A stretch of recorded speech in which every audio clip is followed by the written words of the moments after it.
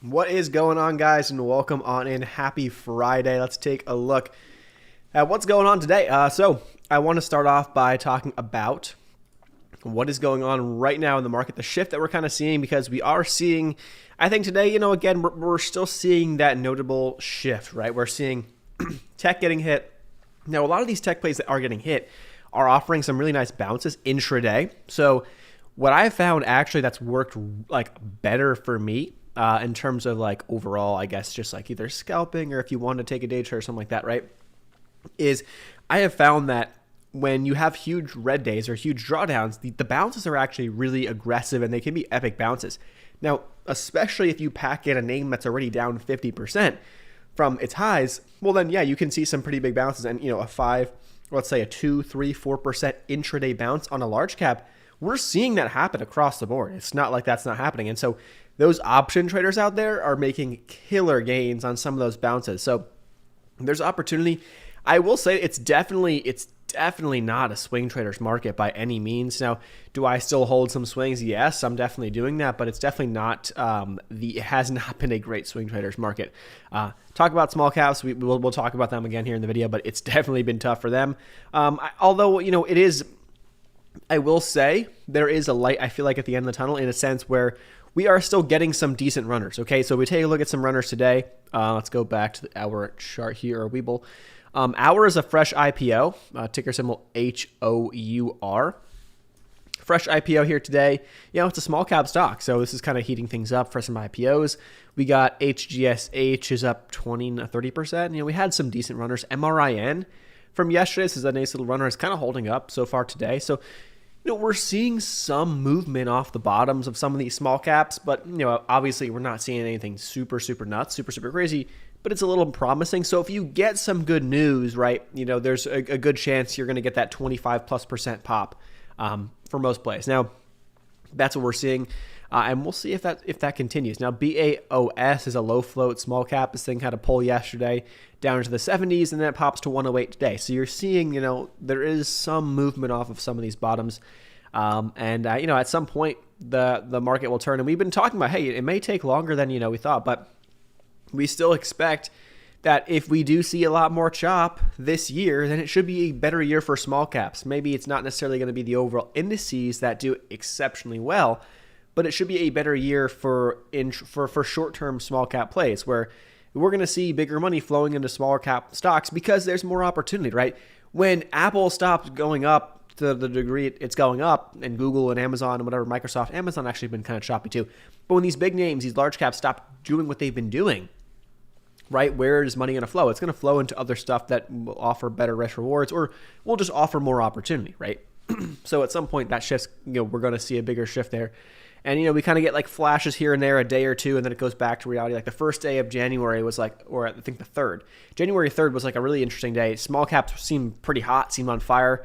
Unfortunately, I was traveling, so I wasn't, paying too much attention in terms of like what was moving intraday. But and then I was like, oh, okay. And then Tuesday, Thursday, for now this week, it was kind of like tech sell-off, interest rates, the Fed. That's been the story. So, all right, let's dive into it. I am a bit sick. Potentially have COVID. I have no idea. I haven't gone tested, but we'll see. I kind of been sick the past couple of days, but not too bad. I'm fine. But if I do sound like nasally and stuff, that's why. So, all right. UEC technicals is what you're supposed to. Okay. The uranium play. Let's take a look. Uranium energy. This is actually, I like this setup. I really do. Look at this. Let's go to the daily chart here. And let's go to the daily on Weeble, and we'll pull it up. I kind of like this setup too. It's been building higher lows. We're really, what I would say is your risk profile here is you're risking the 200 SMA. So this orange line on the daily chart, the 200 period simple moving average has been holding. Now you're kind of in between. You're range bound between the 50 and the 200. You're trying to get over that 50. Past 2 days we got close, and we can't close above. So that's kind of what we're looking at right now. But I kind of like this play. The trend's been there. The sector, the sentiment seems to be there, and I don't think that's necessarily going anywhere, at least in the short term. So with this, we kind of have, I would say that 50 SMA is your guide, but you also kind of have higher lows being put in as well. Also today, hit that trend perfectly. So now we have 3 touches, 1, 2, 3. So your trend right here is, as long as it stays over 350, we're holding trend.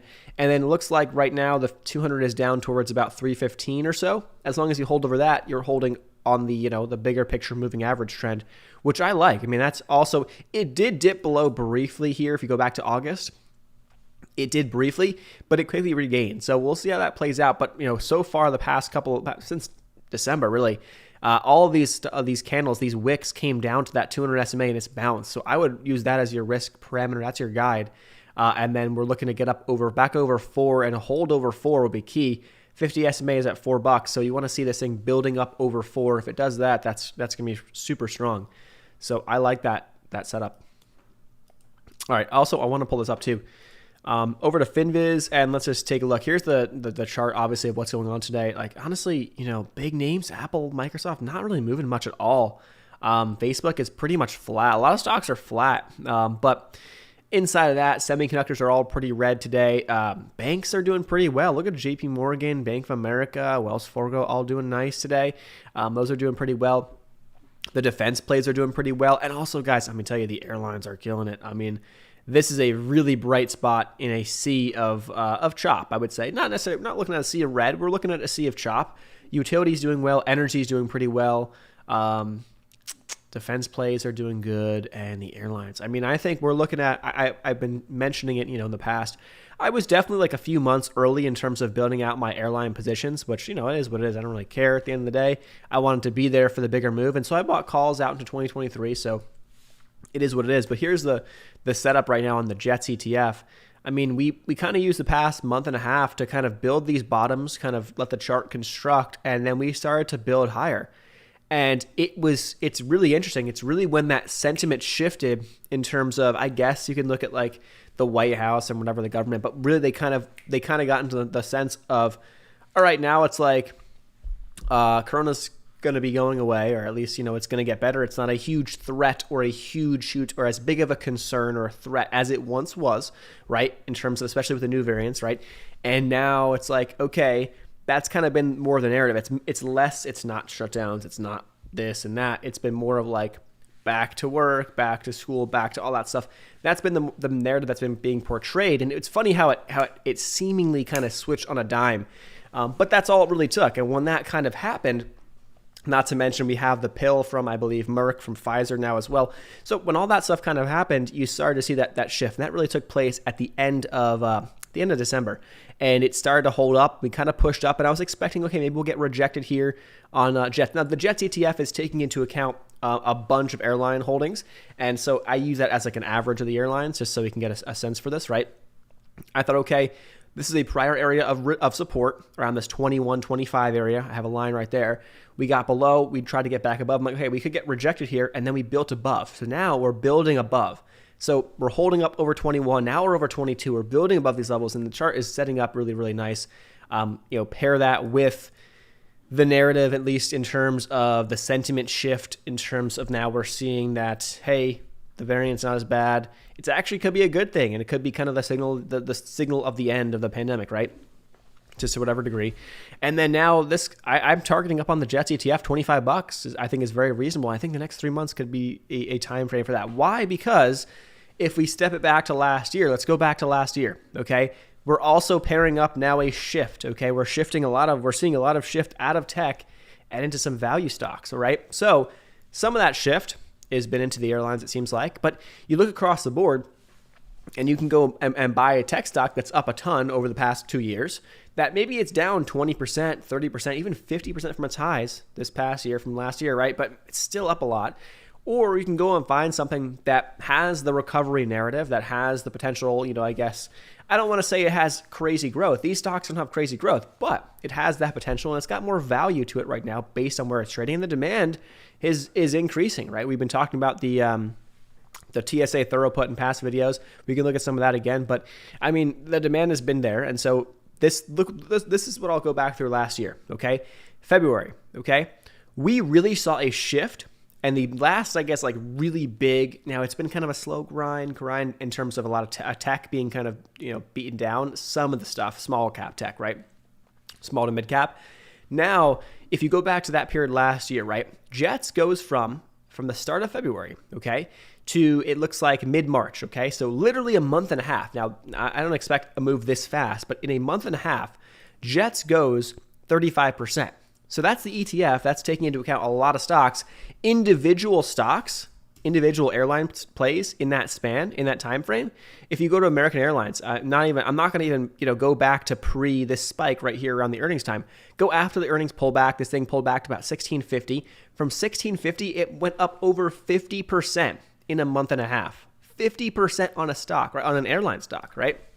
So that's the type of moves that I think we potentially go back to American Airlines now, right? Where is it sitting now? Zoom ourselves out. Yeah, we're pretty much in a very similar spot to February of last year. Now, I'm not expecting us to go up to those highs. If we do, awesome. But I'm looking at targets on American up towards about 2250. So, again, from where we're at right now, that's roughly a 15% move. Might not sound like a ton, but with some longer dated options, some leap options, you can make, probably double that fairly safely as long as we get that solid move on American Airlines. And then JetBlue is another one as well. JetBlue, look at this chart, building. I have calls there on JetBlue, but from where we're at right now, my target's $18.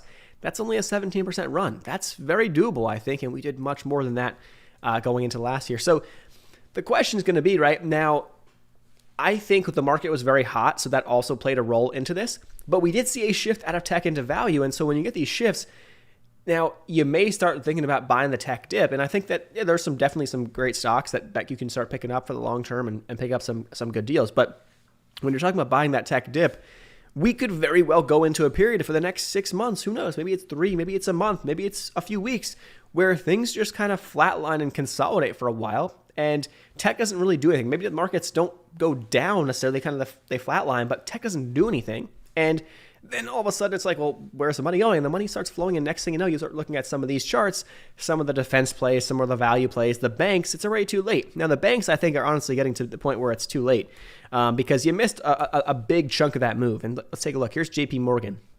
JPM, yeah, I mean, this could definitely go for all-time highs and go for a bigger push up into that, maybe that, dare I say, push to the 200 level into this year. We'll see how rates play into this one.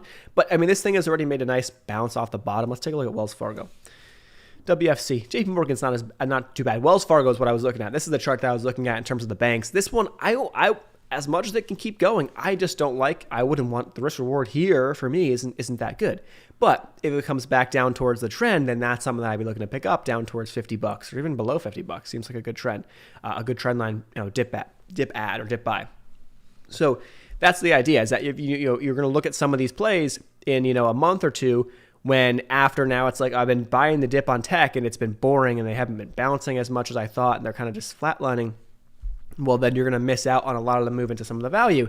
And then when you start going to value, guess what? Then that's when the tech starts moving back up, and it's like you're going to keep kind of falling behind. So sometimes it's great to be ahead of the curve, and that's kind of my thought process on the airlines is that I didn't falter out of those positions at all. I actually added. If anything, I only added on some of these dips. Yeah, I started buying them, I think, back in this range back here, back in October, even September timeframe was when I started buying some of the airlines. Yeah, and they dipped further. Yeah, I bought some more, and I would buy one or two options and then sell one or two on a really good day and then rebuy a couple of days later if we saw some dips.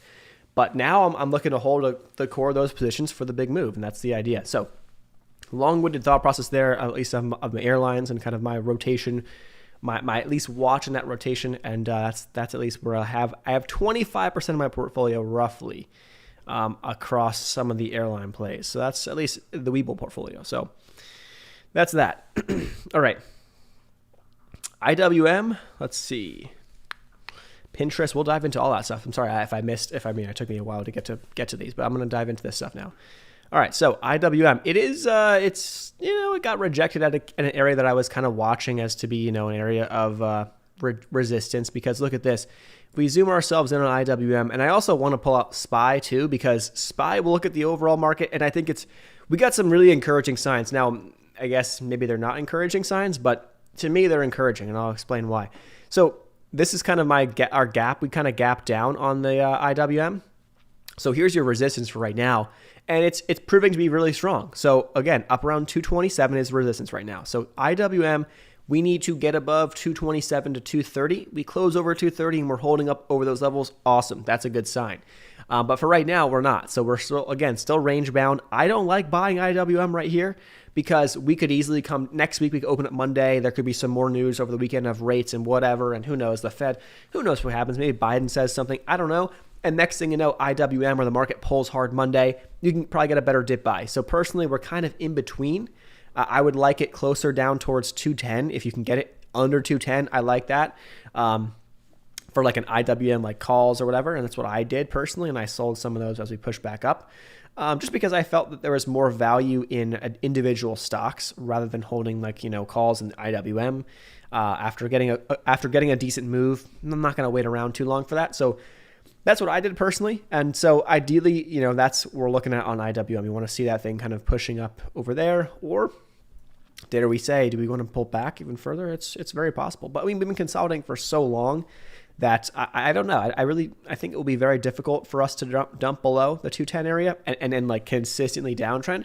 Could happen, but I mean, if we haven't done that already, I would expect that type of action more so if we hadn't consolidated for a year, because we're now pretty much a year consolidating. You go back to when we first got up into this range, we started getting up into this range literally the first 3 weeks of January of 2021. So now we're a year later and we're pretty much the same price.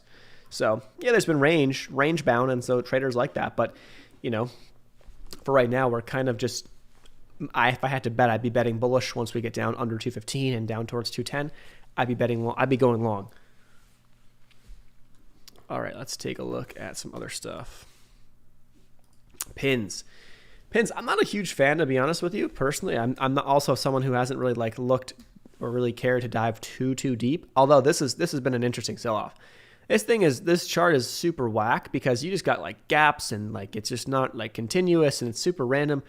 But we are actually at a really interesting level. I think we can see a little more downside, and I'll show you why and where I'd be looking at right here. So take a look at this. This is a gap we have on the chart. Go back to the earnings period of July into August. I guess this is August or end of July, early August of 2020.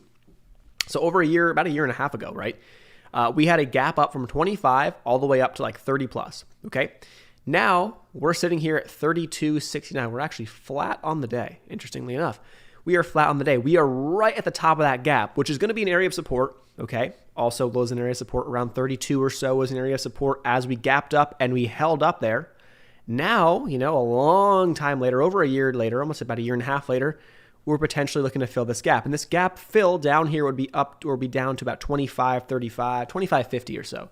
So we could see if we do, personally, if you are looking to go long from a technical standpoint, I like going long under 32, under $30 ideally would be best, would be a better technical spot to go long. So that's not a bad idea. And then this offers, the opportunity for, for a really nice snapback move. And I think we're going to see that across a lot of stocks. Now, here's kind of my speculation on some of these snapbacks. We'll look at NEO as a perfect example of that. All right. And I'll explain why I think NEO was a perfect example. So NEO had it just was kind of nasty for this whole year, right? It's been kind of just, chopping around, selling off. Had a great 2020 or 2019, whatever it was. Great time, great run. Awesome. Okay, cool. Then NEO had this one day, right, where NEO had a literal massive move. Okay, I'm going to zoom in a little bit more. And NEO went from 27.75 to 33. So it went up about almost 20% in one day, okay? You could be looking at a lot of these stocks that have been getting beaten down like that. That could make those type of moves. Then what NEO did is it kind of consolidated and it starts to fade back off, and it's potentially going to put in a higher low, and maybe it builds a bigger trend to the upside from here. We'll see. But that's kind of what I'm potentially expecting, right? And it may take a while for this to play out. So across the board, people are probably going to get very excited on some of these stocks that might have that 10, 15, 20% day here or there out of nowhere, it seems like, right? It's like they got positive news. This is going on. The fundamentals are making sense. Earnings are looking good, right? They're growing, but the stock gets beaten down. That was NEO's story. So you may see a lot of that across tech. Then for whatever reason, one day there's some positive news or something hits and it just goes. And the thing goes up 10, 15, 20%. It seems like it does not fall off at all. Then it kind of sits still. And that's exactly what will happen, I feel like, to a lot of stocks. You'll get a crazy move. That's when everyone's going to think, oh, the bottom's in. Let me load up. And that's kind of one of the dangers I'm thinking about when it comes to Alibaba as well. Let's go to BABA. We're sitting here at 129. Had a really good move off the bottom, right? This thing hit 109, pushed up. Now it hit 133, almost 134 today, I believe. And now you got a pretty decent move off the bottom. Everyone's thinking to themselves, okay, the bottom's in. Time to start buying Alibaba. Now maybe this is a great buying opportunity in the next 6 to 12 months plus. Who knows, right? But what you may do is you may catch yourself buying calls for 2 weeks out or a month out or next week or this week. And if you do that, what's going to happen, or what you may be seeing across the board on a lot of stocks, is it kind of flatline, or they kind of slowly pull back. And now you missed out. That pullback, that flatline is where you want to start loading up. If you miss the initial move, there's been a lot of kind of like, whipsaw action. The initial move, there's no need to chase these stocks. They will calm down. They will pull back. And even if Alibaba never pulls back, if it flatlines right here in the low 130s or the upper 120s, that's still broadened it out. Big picture, right? That's still a great average. That could still be a great average in the long term. So there's no rush. I think people are going to, I think a lot of people's mistakes are going to be, they're going to rush into these things, buy short-term calls, and then get burnt. So there's no need to do that. I think realistically, stacking some of these bigger names that have been pulled down huge, stacking them into a long-term portfolio, the IRA we talk about, it's probably a really good idea. All right. SQQQ being bought. Let's see. Let's take a look at how, the NASDAQ actually bounced really nice so far. Let's look at QQQ really quick. Here's Invesco QQQ. We actually, I kind of, right into range, right into where we kind of expected, okay? Right, so we at the bottom of our range over the past month, right? Go back to early December. We dipped down to this level once. We dipped down again in mid to late December, and now here we are in January 3 times. So next week, if we do start falling under 378 on QQQ, on tech, right? If we fall under those levels, then this is probably coming down for more. We could be down to that 375, 370, do we say, and we'll have to reassess from there.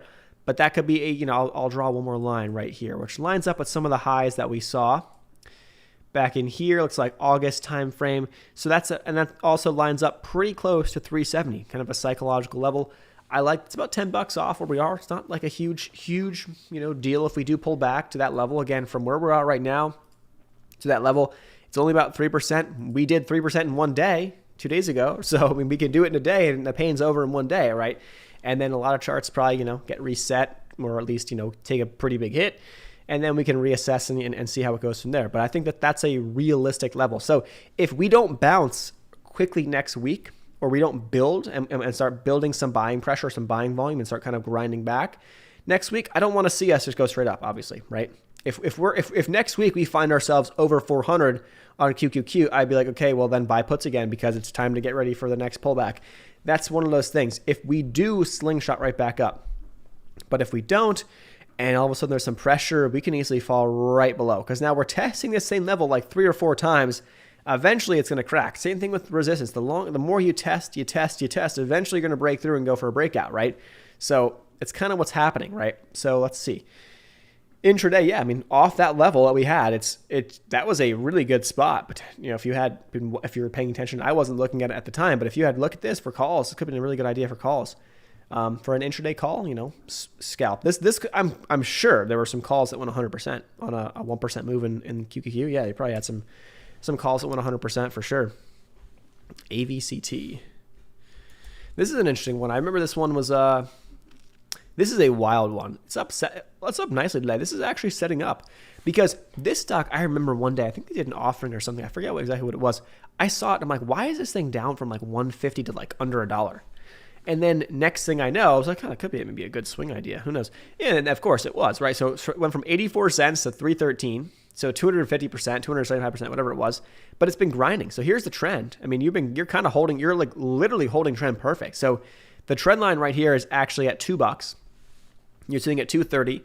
You're holding up, trends at 2. 50 SMA is also below you, so that's some good support just under $2 as well, which is like 185. So you got some good support there. Personally, I wouldn't want to buy it up now, but if you were watching this thing and saying, hey, this is our trend, you're kind of holding up over 2, let's take a position here, but boom, this morning or even yesterday could have been a really good opportunity. Look at that, and then you would have cut it, if it showed weakness under that level. That looked like it went really well. It could go for a lot more though too, because it's been one that's been, it has that same kind of recycled feel, right? It's one of those stocks that's been kind of running, and it probably will stay relevant until enough other stuff really kind of picks up instead.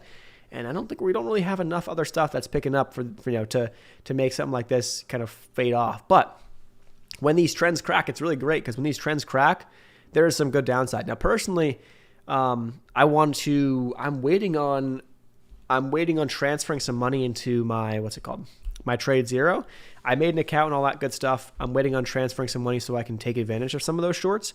The problem with shorting on a Webull or something is that either there's no availability, they won't let you, they're restricting it, or whatever, for whatever reason. There is issues with kind of, I guess, shorts being expensive on Trade Zero. But when these trends crack, usually that first day or two of that trend crack, there's a good 10% pullback, at least. And then usually 10% is kind of like the threshold, because then you hit short sale restriction, which means if you got a stock down 10% in one day, the rest of that day and the next day, it's under short sale restriction, which means you can't short into the bid. So essentially, it helps slow down the bleeding.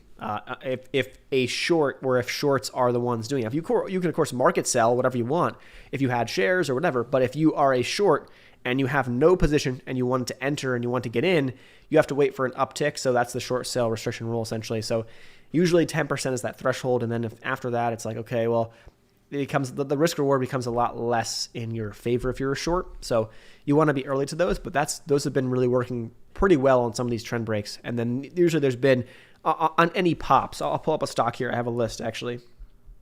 Let's see how it went out.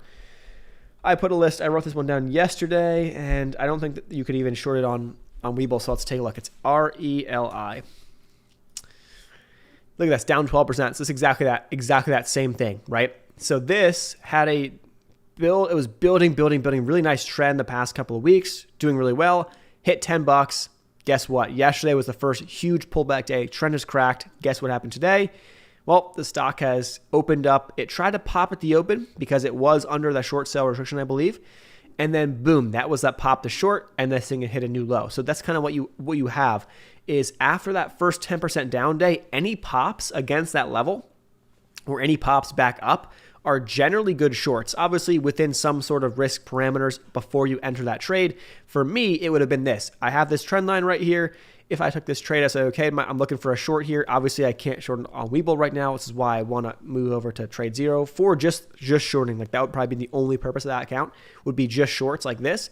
And I'd look for shares, whatever, they're going to be somewhat more expensive. I don't care. I would do it for the trade. I would say, okay, 775 was that trend line. If we get up to that level, I'm going to cut it at that point. So we hit 740 this morning. So I'm looking for pops up against or versus that 775 as a short entry. And that would have been a nice day trade, right? So they hit 740. Let's say, and I don't care if I got the bottom, the top, whatever. If I got it, let's say I got in at $7, okay? Again, maybe I have an ad zone at like 730, and I'm saying, okay, 740 is or 745 or whatever, 775, what number was? 775. Let's say I add at 750, okay? We never got that point. I never would have got my second ad. Okay, fine. I let my initial size do what it's going to do. And I would have added at 750. My average comes up to, let's say, like 725, and then I'm risking about 25 cents, okay? I'm risking 25 cents up against the trend line. If it reclaims that trend line, I'm going to get out. If you're going to short randomly or blindly into that, then yeah, you can get burned and the thing can go, whatever. It can keep going and you're going to be like, oh, I think it's going to go down. Well, clearly it's building back up. It's regained the trend. It's obviously the trade is wrong. So you got to get out. And then this would have been great. So let's say, you took that, from that point, even from $7, which is definitely not the top, you got a nice 15% pullback today. And it's probably got more in the tank. So any pop up towards that 775 is probably a valid short in my opinion, right? And this thing could probably come back down a lot. I mean, it just started to crack trend. We'll probably touch the 50 SMA. Usually it's a good target. The 50 SMA is a good target to the downside. Once it gets to that level, I'm not a fan. So I think you still got some room. And the 50 SMA will be pushing up, but you still got from where we are right now. Now, there may be a green day or two in between because you're not going to go down 10% every single day. And every day you're down 10%. The next day you're on SSR, you're on short sale restriction. So let's say from here, you still got about, 25, 30%. So intraday, that could offer you a couple, let's say it could be like 3-4 days of 2, 3, 4% trades if you're looking for stuff like that. So that's a good example, I think, of that trend crack and, stock finally kind of dying out. And it usually provides a nice opportunity. All right. What do you use or scroll? Let's zoom in. I'm just using my my Mac mouse. I don't know. All I'm doing is like pushing my finger up and down, like to like zoom in. I guess is that whatever it does? That's all I'm doing. I know sometimes like the platform can be a bit buggy. So like I've had issues in the past where it's kind of weird, and sometimes like the mouse thing where it has like those 4, I guess, lines kind of connecting to that point, that kind of goes away. I'm not really sure why, to be honest. Sometimes it's a little bugged out. But that is that. Where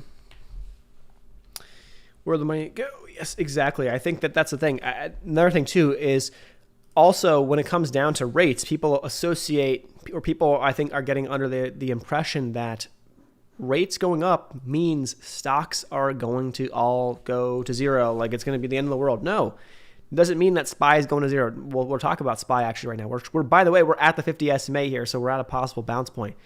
But just because rates are going to be going up this coming year or this year doesn't mean that stocks go down. There's rotation. It generally actually has been correlated over history that rates go up. Generally, stocks actually follow along. So it's not like, oh, you have these fluctuations. You're going to have periods of time where it's like tech selling is at its all-time high. We're selling tech stocks. We're being sold at the fastest pace in 10 years, I believe, this week on whatever day that was, Tuesday or Wednesday.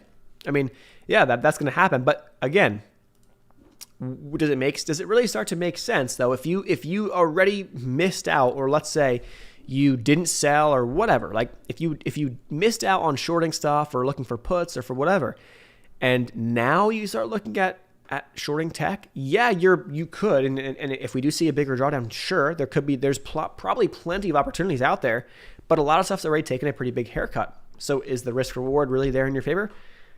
Now it starts to become, I don't know, maybe not.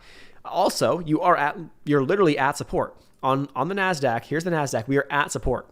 Like we're at support. So does it make sense to short support? No, it makes sense to short if we break down below, but it doesn't make sense to be going short here. It makes sense to go long actually. So I mean, while a lot of people may get scared and freaked out, that's opportunity inside the market or inside a lot of stocks for bigger money or smart money, as they say, to play the opposite trade. So while everyone's freaking out, the opposite trade is setting up. So I think that's been, we'll look at a couple stocks. For example, Upstart was a good one today. Look at this. Now, Upstart, look at this chart. Thing is down huge. It was at $400. We had that guy on CNBC who was asked Upstart. He had no idea what the company even did. And ever since then, the top was in. So the thing is down 70%, right? Thing is down, but look what happened today. The thing popped to 125, then it dipped to 115, and then there was opportunity. So while everyone's panic selling, and all of a sudden the NASDAQ was at support, well, guess what? Upstart had a bounce off that low of 4%, actually a little more than 4% to where it's at roughly right now. So there's, intraday, though someone who bought calls intraday could be up 200% on some of those calls. So while everyone's panicking and the thing is dropping, people are taking a broad picture look. Wait a second, NASDAQ's at support. This could be a good bounce spot for some tech plays, whatever. And boom, Upstart, all of a sudden this thing bounces back up. And then, you have an opportunity today. Now you're kind of riding view up. Now you're kind of chopping along. Yeah, no, the trade's not really there. After a big move up or down, there's opportunity for the opposite, a mean reversion trade, if you want to say that or call it that. But now it's like I'm not really wouldn't be interested in taking it like that. Obviously into the close, maybe there's some volatility, but personally, let's just wait. I would be waiting till next week, before I take anything. I added, we'll talk more about this tomorrow, SBUX. Take a look at this. It's an interesting play, right? Because I'm looking at different stocks. I'm not trying to look at the same kind of like tech plays, the same ones I've been kind of following. Look at Starbucks. It popped on my radar because it had a downgrade. It got downgraded from a buy to a hold, I think from a buy to like a sector perform hold, right? And the target that the company had, I forget which company it was or what bank, whatever it was was like they took their rating from a 124 to 122. They dropped their price target by $2, which would still be up way almost near all-time highs. And Starbucks drops. It's down 3% today. I'm like, okay, well, that's not a bad idea. So I'm picking up some calls, and we're towards the bottom of the range that it's been in. So if we look at the range, it's been in roughly as the past couple of weeks, kind of looking at something like this. Yep, I don't want to see two closes below this range. So under 108, if we see two consecutive closes below 108, I'm going to get out. But if we don't and we hold up, we bounce back next week, this is a really nice range-bound trade, and this could go back up. I don't care if it goes to 125. I don't care. If it goes to 115 to 118, to the top of the range, 117, that will be a really nice trade. The stock would go up 8-9%. Cool. If it does, great. Those calls that I had probably go 100%. So that's the idea. And I have March on those. So I got, 3 months on those, and I'm really looking for a move in the next 2 to 3 weeks, and I'm giving myself plenty of time on those, so the premiums shouldn't decay too much. If we get the move in the next 2 weeks, that's going to be nice. So that's the idea. So I'm looking at stuff like that while everyone kind of freaks out about some tech stocks. I'm looking at other ideas on the table. That's that. Let's see. QNRX. What is QNRX up to? All right, had a nice pop. Look at that volume today. Let's see. Go to the 5-minute chart. Had a nice pop in pre-market, but this is building up. So it hit 151 yesterday. Now it's building. Look at that. Honestly, this is not bad, especially on stocks that have a lot of volume like that, but they didn't really I don't want to say explode, but they didn't really go. Look at the range. Now I'm not saying that this stock needs to go back up to $10 or whatever it is, but the range on this chart is pretty interesting. And I think it could be a very appealing play to some traders who even look at the stock now and say, well, this may have some more range to it, right? So, okay, it shows us today that it popped up. It hit up to what did it hit today? 247 pre-market. It hit up to 235 intraday. It's not like super volatile, it seems like. So, it's not terrible like if you're looking to play this one. We have a trend developing. Here's your trend. So as long as this trend holds, it's good. So the trend line is at 197 or so.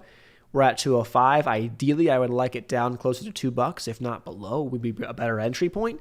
You're also below VWAP, so the risk is, you could get some resistance up towards VWAP. But the trend has been solid here. So as long as that trend holds, this has some more room in it. And it could be a play into next week. It very well could. A $17 million market cap, so it's a tiny market cap, a float of like 8 million or whatever it is. Let's look at FinViz, what they say for the float. QNRX. Let's see. Shares float. There's only like 0.32 million shares out. So this is a tiny float. So this could be an interesting one if the trend holds up and people want to keep riding. If people want to keep riding this one, look at that, 209 now. Look at that, boom! As we're speaking, this may get halted up. Look at that. Okay. All right. Let's see what we got here. That thing is going to probably halt up into the close. This is looking strong. I'll be careful because if you're playing this thing right now, you're at resistance. So yeah, be careful. But building. Any mining stocks? Personally, I actually like Load. Let's go back to Load really quick. We can come back to this stock. It's on the top gainer list. We'll come back to it. It's probably going to get halted up. I would not be surprised. Load. Look at this. So this today hit down towards like that 125. It hit down right back into the range. They had some news. I kind of like this stock down here. I mean, it bounced a little bit. Okay, whatever. But I kind of like it where it's sitting at right now. This is one that what I mistakenly did last year is I had it. I sold into one of these initial pops, and then it pulled back, built higher lows, and then it had a massive run from there. So if we get something similar, right, it could be looking at the same type of thing, right? I think I may have sold into something like this, one of these types of pops, and then the thing pulled back, built a higher low, and then kind of held up, and then eventually, boom. Same thing happened here too. Had a push right here, pulled back, built a higher low, and went. Now, of course, the market's not the same as it was last year, but this thing holds up. That 125 is kind of your area. That's kind of your, your risk reward is, okay, I'm going to risk it down to 125. So I like that. I do. Let's take a look at Jivo. Jivo, man, at $4. This thing has, I got some memories of Jivo back in the day. All right, let me get rid of some of these lines I got on here. It's just kind of like annoying. All right. So this thing is back down to $4 almost. That's kind of at a spot. Let's draw a line there. Why? Because we have this consolidation right here. This goes back to late 2020, just before we got in 2021. We've had a really nice push, and then we pulled back a little bit and held $4. We held up over 4 and then pushed again. So that was a prior support. That could be an area of support right now. If we don't hold that area, we may come down for more. So now we got down towards this high right here, 360s. These highs right here, 290, $3 is possible. Let's cross that bridge when we get there. Let's look at $4 as a possible area of support here on Jivo. If it can't hold, that's not, it certainly has range, right? And just go back to where it was trading in November, and this thing is almost at $8. So you have almost 100%, potential move if it does make a move like that. And these are stocks that could also make a move like that on a spike, positive news, or literally all it's going to take is a sentiment shift. All it literally is going to take is a sentiment shift. I don't know what it's going to be. I think we need to see something go crazy. We need to see probably some stock, like you go back to, in prior years or, I don't want to say years, every so often you get a crazy runner.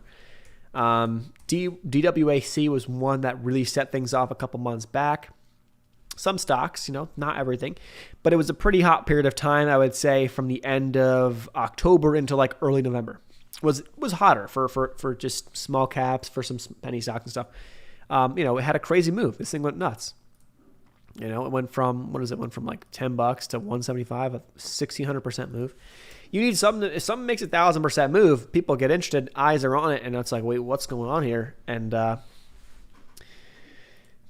think we kind of need something like that to happen for that to kind of ignite the fires for some small caps, because we just it hasn't been, the same. It really has not. Now, I do want to also point out, I wanted to point out, this is interesting too. IWC. We'll point this out and then we'll look at SPY. IWC is the Microcap ETF. So this is probably a better representation of like penny stocks. So IWM is the small cap ETF. That is the heaviest stock weight in there is actually AMC. And if you look in there, there's like Crocs, there's like, I forget, there's some decently sized companies in there that you would maybe not realize are small caps, but they technically are. So IWM isn't like the best representation for like penny stocks. IWC though is the Microcap ETF. That's a little bit better. So the Microcap ETF, I don't know the exact threshold in terms of what market cap, or lower, right? But you're talking about there's small caps and then there's micro caps. And that's kind of what I think a lot of people might mistake. And I think a lot of people have penny stocks are more so, I would say, micro caps if you're playing a penny stock. Like, for example, we looked at, what were we looking at this? QNRX. QNRX is a $17.3 million market cap. That's like nano. That's like even below micro cap. But that's essentially like kind of what the micro would cover, right? In a sense, like super small. If you go to like AMC, like look at AMC's market cap. AMC, their market cap is $11.79 billion. And they're in the small cap index, and they're the heaviest weight in the small cap index. So you kind of, it's like, okay, is that really the best representation of my penny stocks? No. So that's why IWC could be a better representation of that. But also, I wanted to pull this out, and let's go to the weekly chart here. Let's broaden it out. I personally didn't get into small caps until I got into it in 2019, so some point in here, okay? So if we look at this period of time, right, I had a great time in 2019 and into 2020, right? Which, we kind of were range bound. We were bouncing around. We hit down to 83, hit up to like 100 on IWC. This is microcaps. And that was good. Then we had the pandemic. Okay, great. And then everyone did so well after that, right? For a year and a half, right?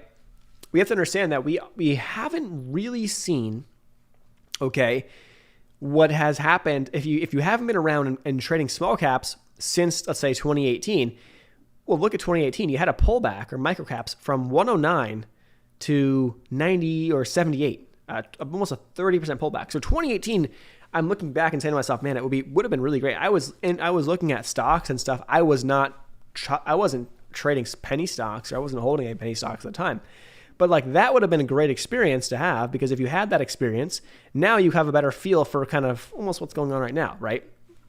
But again, this period of time lasted from October of 2018 through the end of the year. So about 3 months roughly. So if we look at what's kind of happening now, yeah, we're kind of just chopping around, but really from mid-November through now is kind of our time frame in small caps. We're getting close to that, couple month period. I think we could be looking at a good bounce back reversal. Now, also look back to the left. I like the really nice consolidation now in IWC, but I don't like when you get super parabolic, like we kind of had, a year ago. It got so parabolic, you have to make sure, at least going forward, you realize that type of stuff. And so you understand, as you're making money on those parabolic runs, it's great. But you should be focused more so on taking profits and not necessarily, adding, and going heavier onto stuff that keeps hitting new highs, right? So this brings me into looking at SPY, because we go back in time, and it seems like every time, over the past 10 years, right? Every time things get a little too exciting, the slope and the acceleration gets a little too steep, we pull back, and then we kind of chop around for a little bit, and then we kind of go. And then we kind of have the same thing. So yeah, we kind of been shopping around. Could we use a pullback? Maybe we do need like another flush, a final flush, right, out of this level, and a pullback maybe down even further on small caps and micro caps. Maybe that's what we need. Maybe we don't get it. I don't know, but that could be kind of the setup for the next, I guess, slow grind up. But in terms of those slow grind ups, okay, take a look at this. We're going to go to SPY. Here's the S&P 500. And I wanted to point this out. I've pointed out before in other videos somewhere. If you guys haven't seen Stock Trends channel, it should be linked in the video description below. That channel we try to post up. I've been focused more so on technicals there, like strictly. And I try to post market updates and kind of stock updates and stuff. But if we notice something here, right? Crazy acceleration to the upside. But what we can kind of start to see is the slope of this increase. This is going back all the way to the left of this. The left side of this chart is 2019. Okay, back in here, it's like 2019 summer. Now you're back into 2022 all the way to the end. The slope, like if you just connect some of these tops, right? Look at these slopes. Okay, if I connect some of these tops of these candlesticks, the slopes have progressively slowed down. And the most recent slope, actually, right here, connect these highs. That's our trend line. This is the most recent trend line. We are on pace. If we follow the top of this trend line, let's say we just ride the top of this trend line all the way up. Now, of course, there'll be some noise in between, right? If we ride this all the way through for a year, I've done the math for us already, that would put us on roughly a 13% pace for the S&P. Now, chances of us finishing the year at the top of the trend line, number one, are probably, fairly slim. So chances of us being at the top, probably low. Now, the average returns, like let's say 10% in the S&P the last 10, 20, 30 years, whatever it is.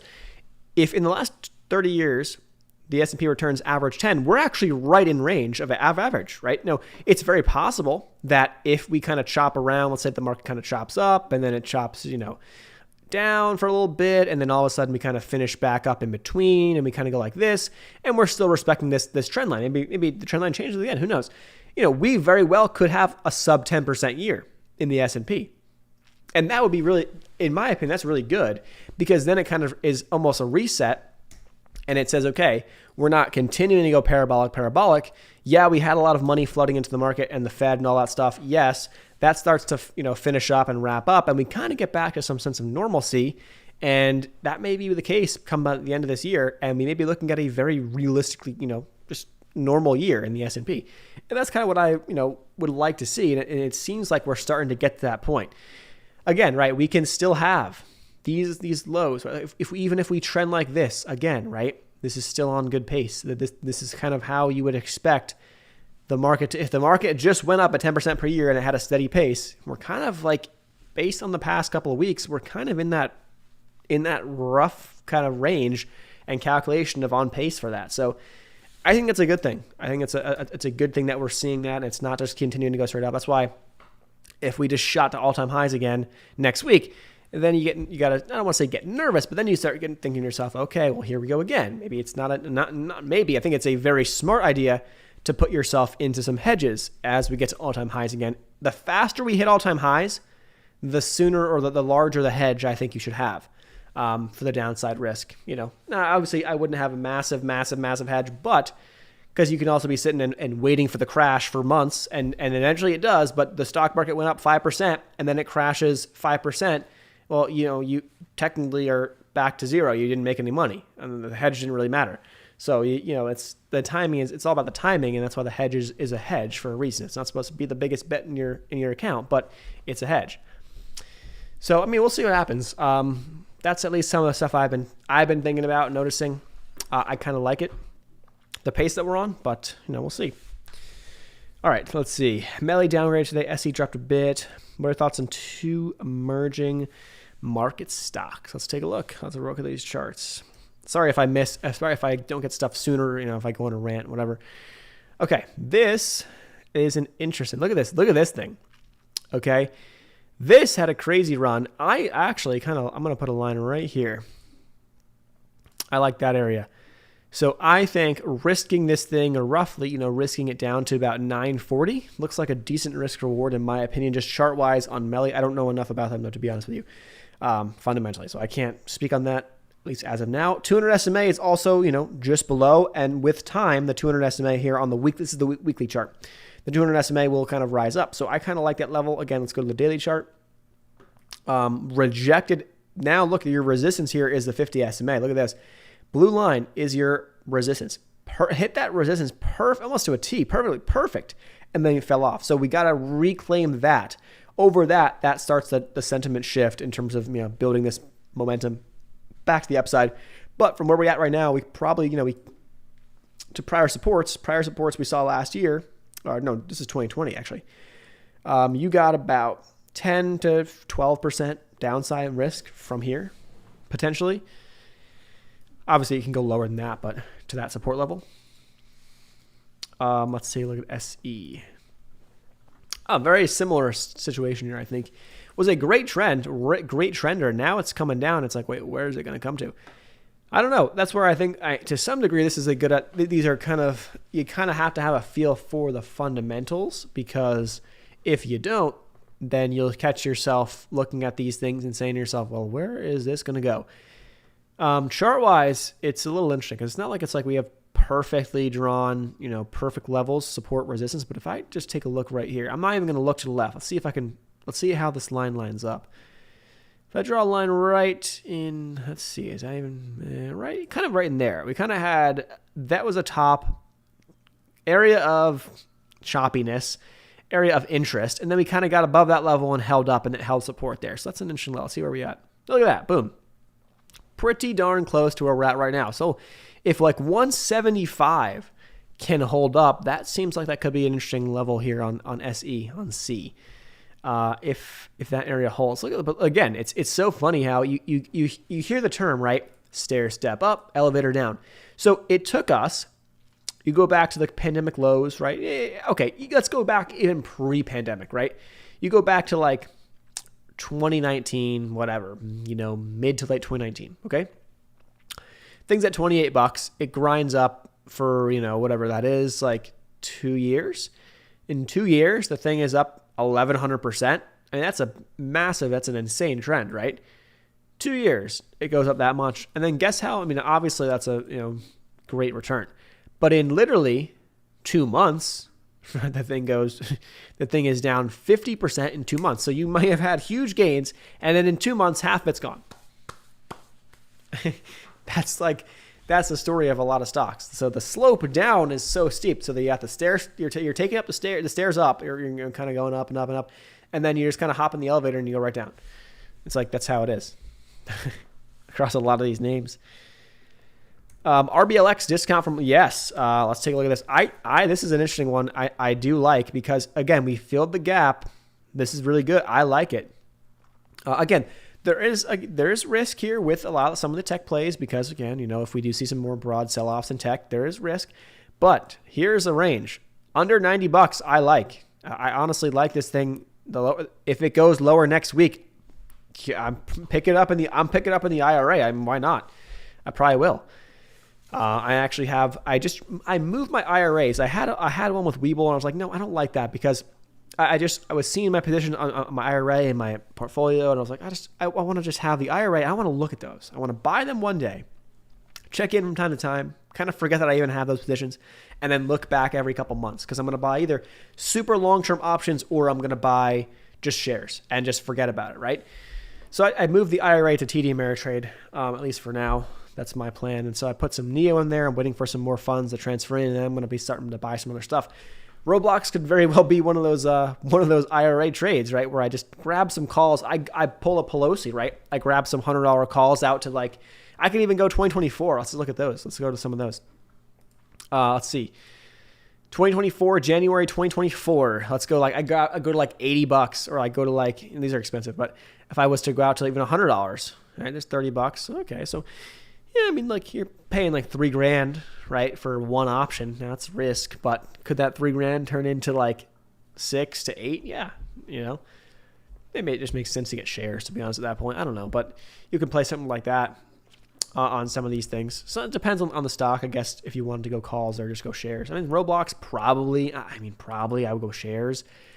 If the thing goes to 125, it's a 50% return. That's pretty darn good if you ask me.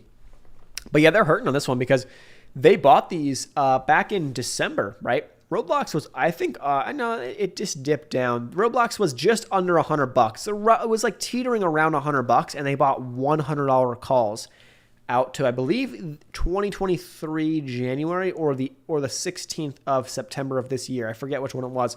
That's when they bought. So they believe the tech sell-off is going to be over by September. And things will be back on the upswing. So we'll see if that happens.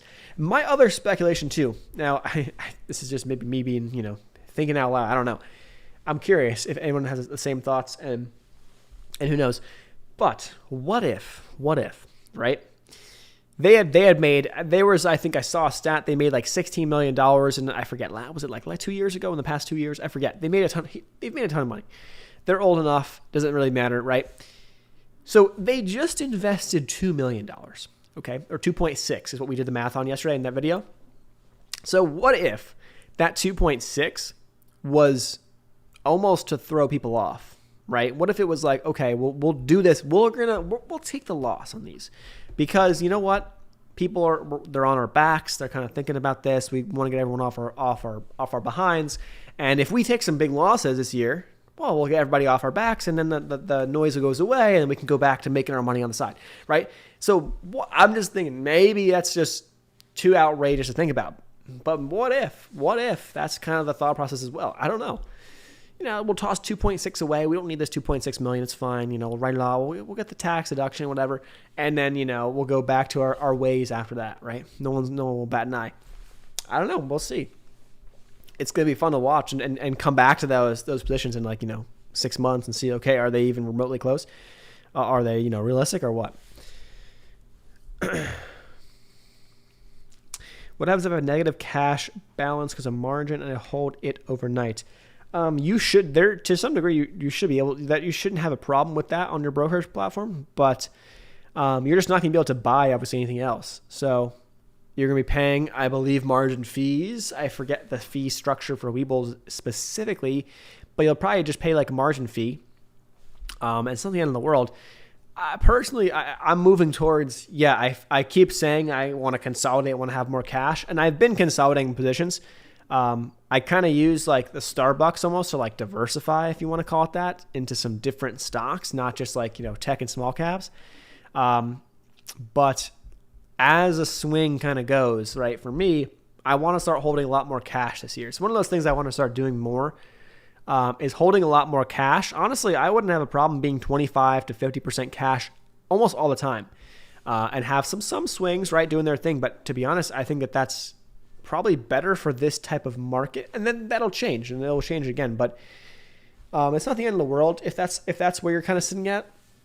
But you'll just be paying margin fees, which honestly aren't even that bad from my understanding.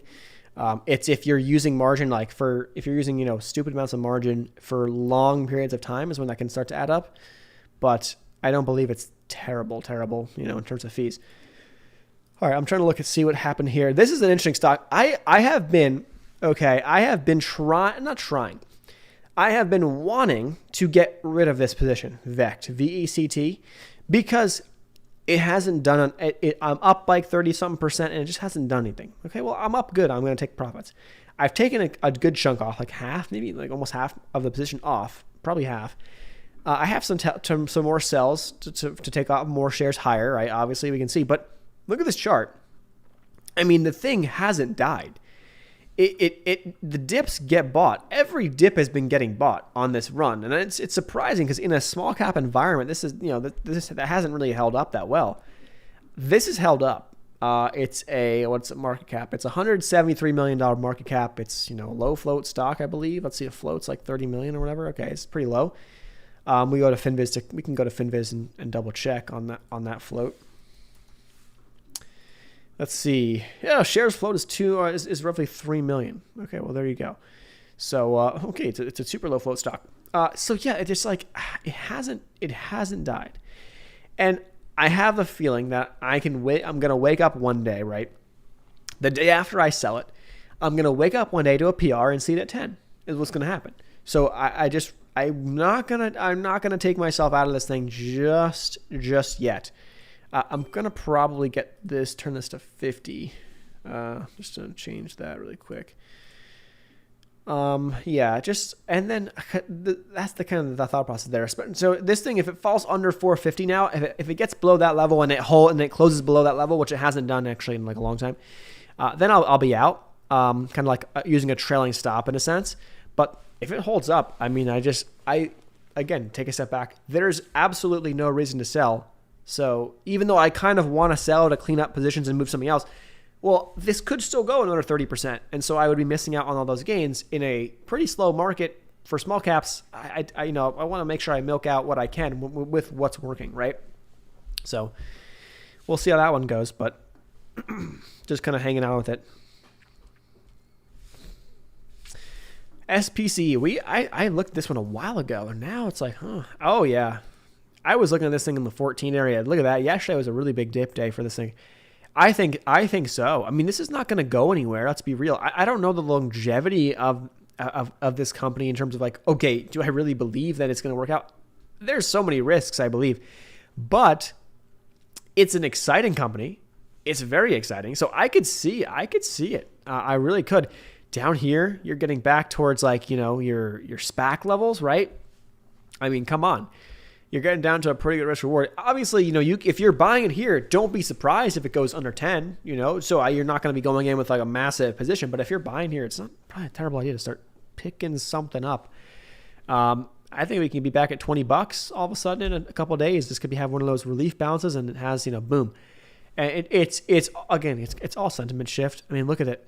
You look back to prior years, you go back to 2018, you go back to all these times, you look at all the charts, you can look at everything, and you say to yourself, is it that I'm missing something? And is this? No, it's literally sentiment shift. When the sentiment and when the money comes back to small caps, when it comes back to speculative plays, they're going to have crazy runs again. But until then, nothing's going to happen. They're going to slowly tick down and get shorted and just like slowly fade off. It's just the reality. That's just kind of what we're dealing with. All right, let's take a look. Let's broaden it out. I want to look at some JetBlue here. Let's see what we got. JetBlue pulling back a little bit. All right, no big deal. Still up over 3% in a day. It's pretty darn impressive, in my opinion. Same with Save, looking pretty good there too. Here's the S&P, just chopping along, doing its thing. Look at that. Let's take a look at the Dow. Dow's up again today, so that's where you kind of can note the what's holding up better.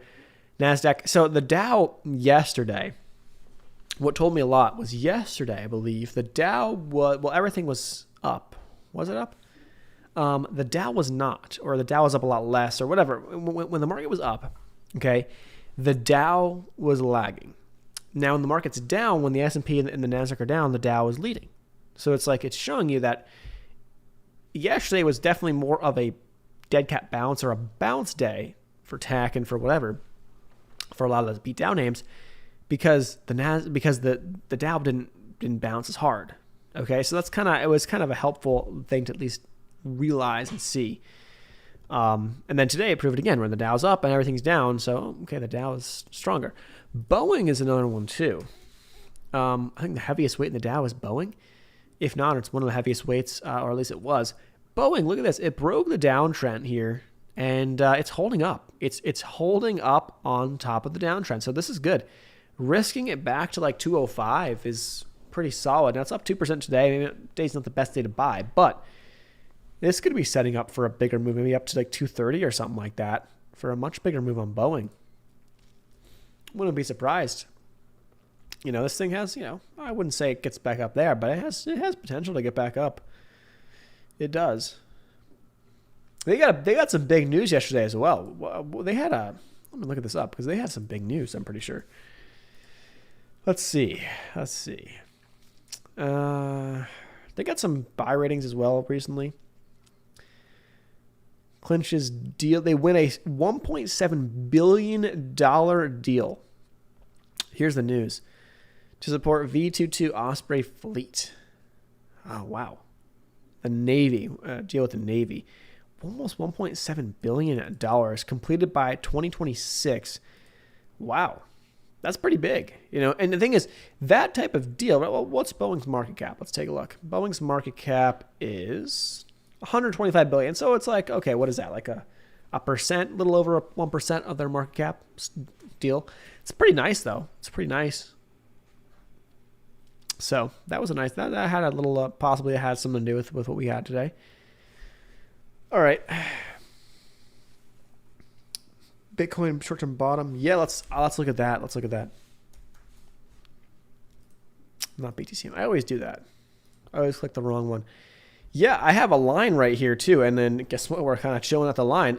Yeah, so we're right at that range. That was a prior support back in here, back in, what was that? September. So we're right at that prior support, also resistance. So we're right in that low 41-ish range is a key spot. So if you're looking at possibly adding some Bitcoin plays or adding to some Bitcoin positions, it's not a bad, it might not be a terrible idea. Ideally, what I would like to do for Bitcoin, ideally, I don't have a ton. I really don't. But I would love to really take the time to load the absolute freaking boat when it's like dead. So I would love, let's go back to the weekly chart here, right? I would love, like if we are, you know, on one of these kind of trajectories, right? That's this next year, the next summer, any day, I'll like set price alerts. I can get like Coinbase to like alert you. Any day Bitcoin's down 5-10%. Make it alert you, right? And just you can even have these programs and whatever automatically buy for you. Just buy, I don't know, whatever it is. Let's say buy $100, buy $10, buy $5, you know, whatever you can afford, right? Like if you're making X and you can afford to put in 1,000, then put 1,000, 10,000. If it's 100, 5, whatever, and just have it do that. So it's like you're automatically stacking it away. And on top of that, with these brokerage or with the, you know, Coinbase, you can even use. I use. What do I use? Vault, which is linked down below. You know, you can have all this stuff set up. I've been looking. It's really cool. I want to set this up as we get into that kind of like bigger, if we do get a bigger pullback. Let's say we bounce back up and go back up into, you know, 50s, 60s. Great. You know, great. Awesome. And then the backside, I would ideally be looking to be buying on the next backside. But if we get something like that, then that's the time to buy. I mean, because then in a year, 2-3 years, whatever, the next bull run again, oh man, you're going to be looking back saying, this is why I did that. And you're going to be super happy, you know? So I think that that's how I'm planning on playing it personally. Let's say, look at Apple. I'm curious how Apple's doing today. AAPL. How has Apple been our market indicator? It's actually up. It is up. I mean, here's the daily chart. Okay. Yeah, I mean, we're kind of, you know, still right within reach of all-time highs. You know, next week we can go there again. So that's your risk, I guess. Within reach. We'll see. Tesla puts for Monday. Let's take a look. How is Tesla looking? I mean, it's not looking good. And we closed below some key levels here. I think Tesla's probably coming back down. $1,000. We got that today. We're close. $1,000 is your kind of your key psychological level.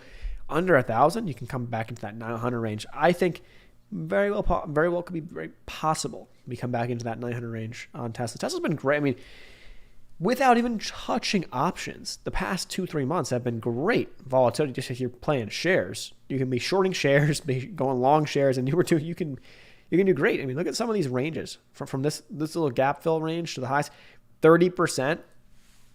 It's like a small cap. It's like a small cap, literally. You know, like look at that. I mean, if I didn't do it because I was like, I don't know, I'm not going to touch Tesla, whatever. But I had this gap here. I'm like, yeah, you know, if there's a spot to buy, you know, it's at that gap fill. Well, we got the gap fill, and then I didn't take the trade. So it is what it is. Sometimes that's just how it goes. But I mean, yeah, it doesn't look good. I think under $1,000, you're probably going to be pushing down to the 900s, and I would not be surprised if we come back down to test that $900 level right here, that gap fill that we had. But yeah, really interesting finish to the week, though. If you look at the NASDAQ, you know, we had now 4 red days in a row. 4 red days in a row on the NASDAQ. And the first of the red days were pretty close to all-time highs. S&P, we have also had 4 red days in a row. The first of those 4 red days was an all-time high. We touched all-time highs, and then boom. Dow, let's see the Dow. The Dow is up there. Dow was very close to all-time highs. We hit all-time highs. We have not had 4 red days in a row. We actually had, you know, this week is actually going to have 3 green days to 2 red days if today holds up. We'll see. But the Dow has been, you know, a lot stronger. We can say that for sure. I like the Dow chart a lot better just in general because the slope is not nearly as strong, which is good. I think is a much more reasonable pace. Let's do some TA on the Dow here. Let's do that. Let's see how this is shaping up. Okay, look at that. So here's our trend. This starts, let's see, the 5th. So let's go out to May. Go out to May. Oh, wait, we're already past that. May puts us right in here, and the Dow is actually on pace for less than 10% at this current pace. Wow. The Dow's trend since May is on pace for a sub 10% year, and that's the top end of the range. That's really interesting. I mean, I maybe to some people it's not. That's not good, but like, okay, to me it's good because we've had such a crazy run that now we're really coming back to reality, which is good. I think on a lot of names, a lot of stocks, it's good. I think so. We'll see. Am I currently in cryptos? I am in Bitcoin, Ethereum, and I think I might have some Solana. Let's see. Solana is getting crushed right now. I'm pretty sure. Let's go to. I never look at this stuff, to be honest with you. Not Coinbase. I want to go to CoinMarketCap. What's Solana at these days? So I have Bitcoin, I have Ethereum. I have Solana. Oh, that's at 140. Jeez. Solana's getting killed. Where it recently it recently really got hit. It was up in like the 170 area, and then it got hit really the past couple of days down to where it's at now, 140-ish. That's what I have. I don't have that much of it. But that's the extent of my crypto holdings right now. So, yep. That is that. For now. And then I'll probably looking to just add those 3, probably mostly Bitcoin and Ethereum, and then just add those into the coming months, and we'll see how it plays out. This has been kind of a boring one, but look at this. These are the contracts for Starbucks. I have these March contracts now. Maybe I'll buy like one more next week. We'll see how it goes, but I don't want to see too many days closing below 108, so that's ideally the kind of my stop point. I want to see this thing getting back up next week, though. Today is just one day. But it hit this contract was trading for 380 literally a week and a half ago, not even about a week ago. So the idea here is that on Starbucks is that we're at the bottom of the range. I don't drink coffee. I don't go to Starbucks, but they got a pretty big fan base. But here's the range. We're literally in this range, and every time we come down to the bottom of this range, we've bounced for the past couple of months. We've bounced really nice to the top of the range. So I'm looking at that, and as long as the market's not going to go to absolute, garbage, this should do decent. Especially now, it's not like high tech play. It's not an innovative company, right? Maybe people think it is. I don't know. It seems like a good risk reward in my opinion. I just don't want to see this thing closing very much below 108 for like 2 to 3 consecutive days. If it does that, I'm out. And I have March contracts though. So if it does, it's not like this thing is going to go to zero, right? Yeah, could the position be down 40, 50%? Sure. But I'm not going in with a full size. I'm going in with a different size kind of parameter than I would with a small cap or any other just stock I'm buying, right? But I like that. So again, these contracts, we're at like 3, whatever. We're looking at them, they're at 390. Now they're at 1. So yeah, I mean, if you got back to the top of this range, those contracts could easily double. So that could be a really nice trade. We'll see. We shall see. I'm not trading crypto on Webull actually. I am using now. I have some Coinbase. I have crypto.com. I have some money in there. I don't know. And then I have Vault is the platform I'm using, which there's a link below. I have a video. I think I used them and I showed them how to use them in a video. They sponsored a video like a while back, but I like the platform and that's what I'm essentially putting the rest of my crypto holdings going forward is going to be using them. So there should be a link below if you want to check it out, but I like it. Pays you high interest on your crypto. Very similar to BlockFi. I like the platform better. Is pretty much the rationale. So fees for crypto, I don't believe they do. But the spreads are whack on Webull. So if I was to go buy like Bitcoin, let's see. If I was to go buy some Bitcoin right now, you see how like the bid is at 41.4 and the ask is at 42.2. There's like the spreads are huge. And you're not going to get filled anywhere near the bid. So that's the only thing I don't like about Webull's crypto platform really is that like this, you're getting a terrible fill. And I guess that's the price of doing business with no fees, right? In a sense. So there is a fee, but it's not like they can say that there's no fees, but there really kind of is. You're not going to get the best fill. So if you market buy, if you market buy right now, you're going to get filled at like 42. Like we can even do it. Like I'll show you. If I market buy $5 of crypto right now, okay, let's see where I get filled. Insufficient crypto. What the? I guess I have no buying power. Okay, whatever. But if you did that, it's going to be like over 42,000. So, and I am. If people haven't noticed, I'm a bit sick. I'm feeling fine, but like I'm nasally and all that stuff. So. Yes, I believe so. Vault is FDIC insured. Yeah, exactly. Webull's price is higher. Yeah, I think Robinhood uses the same. It's Apex Crypto or whatever it is. Yeah, it's Apex Crypto. Robinhood uses the same thing, I think. So, yep. All right, let's take a look at this. Let's see. What's CNBC got today? Any interesting headlines that we can look at and make sense of? S&P is flat on the Friday. Heads for a losing week to start 2022 on spiking rates. There we go. Bitcoin slumps to a 3-month low as cryptocurrencies extend losses. Also, we have the official, right? I do want to clear the air on this too, because people have been spreading false information, but people have no idea what they're talking about, essentially is what it is. I've been seeing people going like, oh yeah, the Santa Claus rally, this and that. Again, I just want to make sure people understand the Santa Claus rally is the 5 trading days roughly, or whatever, the trading days between Christmas and New Year's, and then the 2 days to start the year. So in this case, it's a 7-day period of the week after Christmas leading up to New Year's, and then the 2 days after, okay? So the Santa Claus rally technically ended on Tuesday. That's like the time frame. Now, did it? Yeah, well, guess what?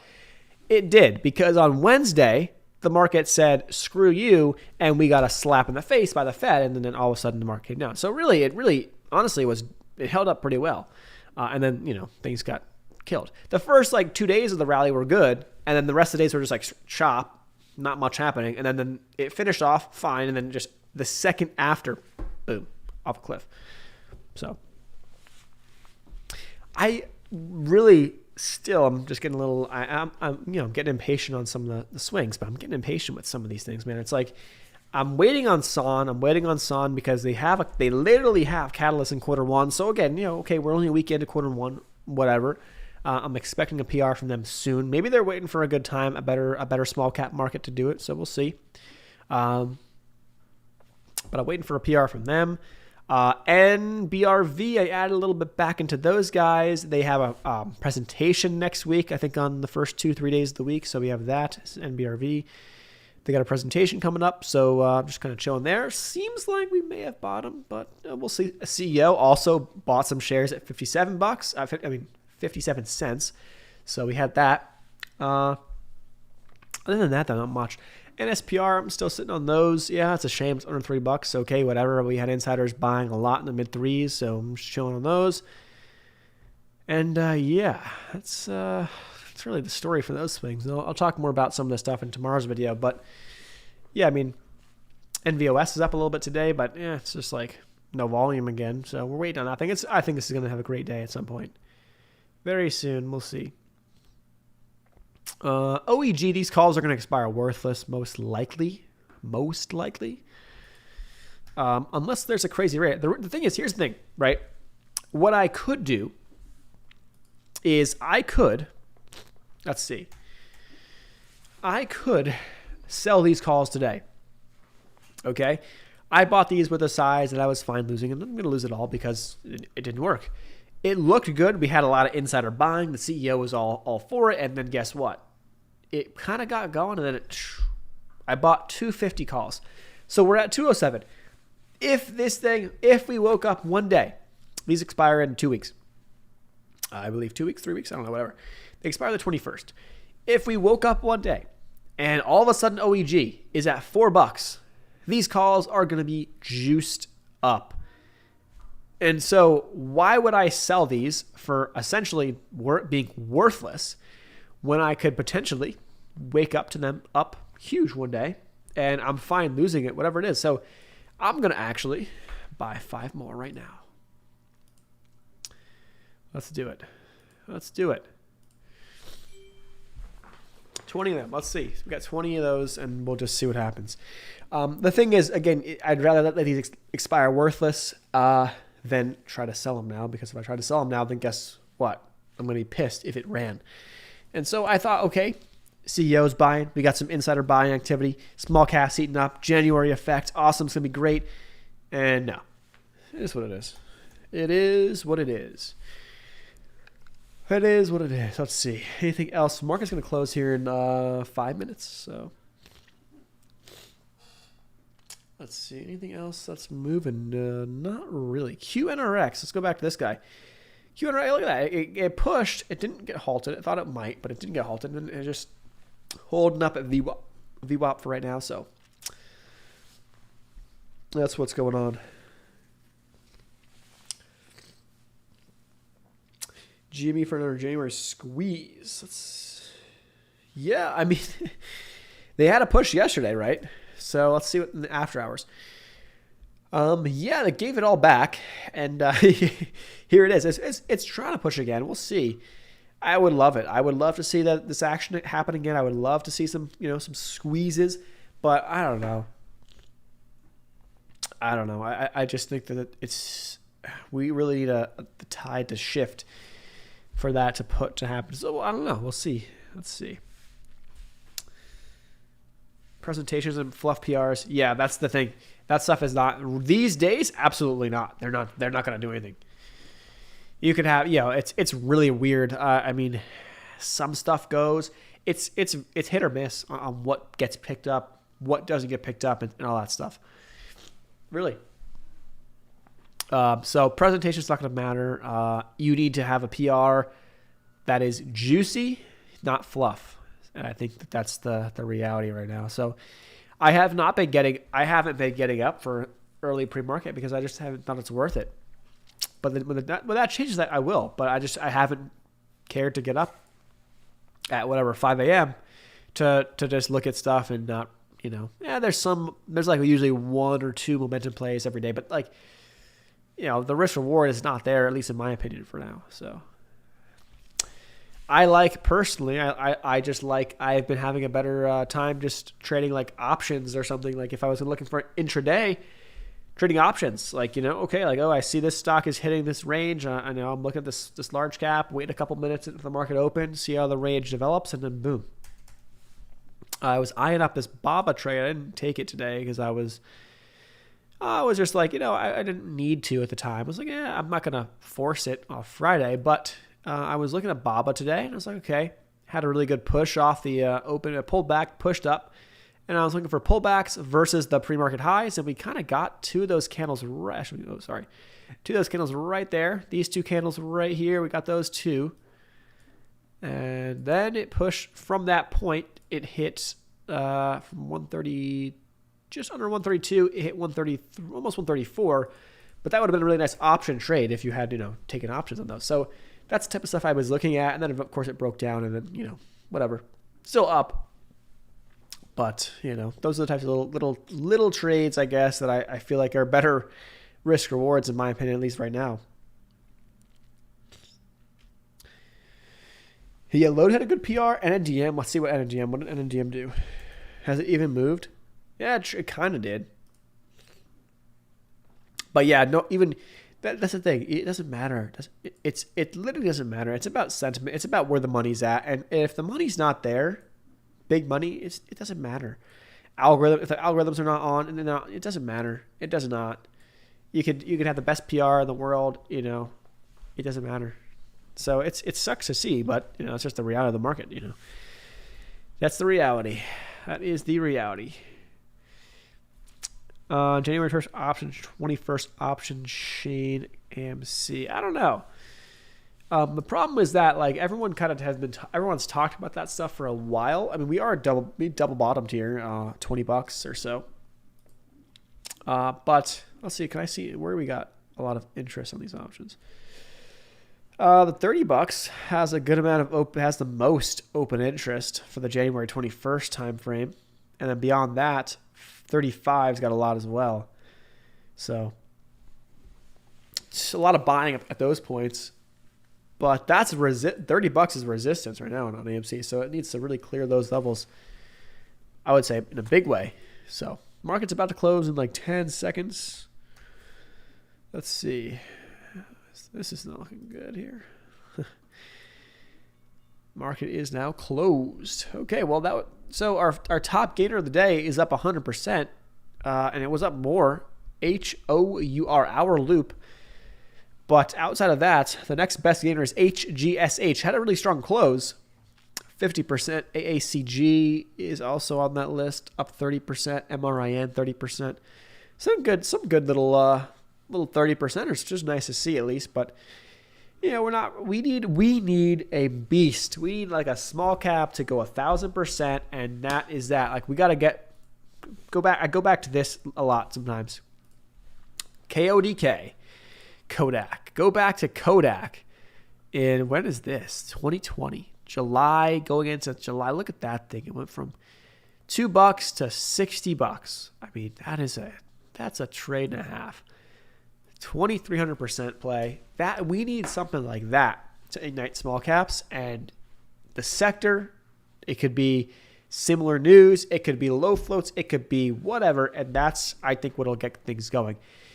It's going to need to be to the point where it makes it doesn't make much sense to be shorting some of these small caps into oblivion. But I mean, I can understand it, but at some point, the risk reward really doesn't make any sense.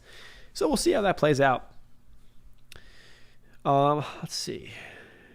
DDS. Dillard's. I don't know. Dillard's, I shorted Dillard's. I remember I didn't have very big size on it, but I shorted Dillard's up here over 400, and it was a really nice trade. It had a great run, but I mean, I don't know. It might come down to $200. $200 might be a better spot for it. So we'll see. The 200 SMA is down here at like just under $200, so that could be a better launching pad for Dillard's. So we'll see. All right, I mean that's ORPH. Let's take a look. What is that? Let's see. I remember this thing. ORPH. Look at that thing. Hit from 5 to 77. That's nuts. This thing is I mean, again, it's just bottoming out every day. Just drops a little more. It seems like every day, just a little more every day. So, yeah, I mean, that said though, I mean, I'm going to cover this last thing here. Oh wait, how do we finish up? How did the day finish up? Let's see. Yeah, okay. Pretty even in terms of advancers versus decliners, to be honest. Even though the overall indices were all red, Dow was down barely, but it was down. Nasdaq down 1%, SPY down just under 0.5%. So we finished the week red. I think it's a good thing. We'll see how next week goes. I mean, we'll see how the weekend goes. If the weekend we want to shake off the rate fears, if not, we'll see. We're on good pace. So we were looking at this stuff at the live. We're on really good pace for the Dow, for the S&P in terms of this coming year. We're not nearly as straight up. So we're on a much more reasonable and realistic, market pace, which is good. So we'll see how interest rates affect things and all that stuff. But that said, I do want to wrap things up. I appreciate you guys tuning on in.